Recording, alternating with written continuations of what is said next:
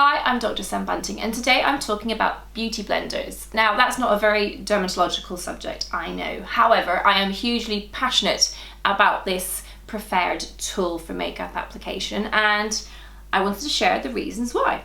For any of you who don't know what a beauty blender is, it's one of these egg-shaped sponges that you'll have seen in Liberty or Selfridges or maybe on Cult Beauty. And I think it's become the modern way to apply makeup in terms of the products that cover the skin, I mean. I'm going to give you 5 reasons why I love beauty blenders. So the first one is it's just the perfect tool for applying sheer real skin base, whether you use a BB cream, a tinted moisturizer, or foundation. It has a pointy end, which is designed to get into the nooks and crannies around the nose and on the chin, on the forehead, where you need most coverage. And then it's got a fat end for stippling and shearing out base as you move away towards the hairline and the jawline. So it's just great at giving you the coverage where you need it and almost discouraging excessive product use where you don't. Secondly, they're great for ensuring that if you use cream products, and when I say cream products, I mean color cosmetics like blush, highlighter, or contouring, that everything is blended seamlessly so you have no hard edges.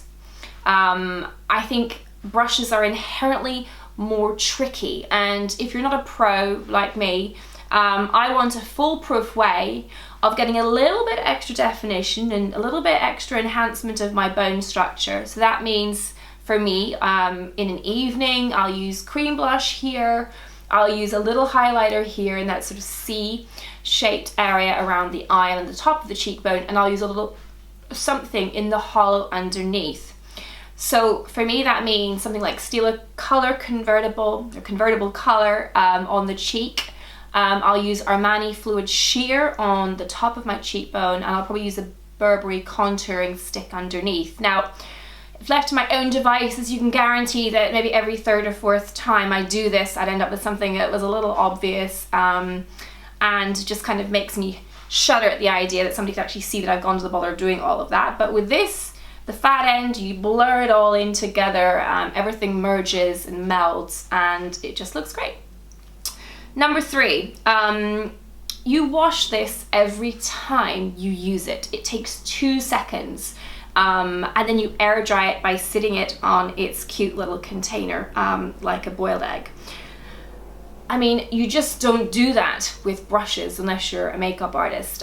So it's incredibly hygienic, and whilst dirty tools are not the cause of acne, I think for anyone who's blemish prone, who's working with cosmetics to conceal blemishes, they want that feeling of good hygiene, and I think a beauty blender really lends itself well to doing that.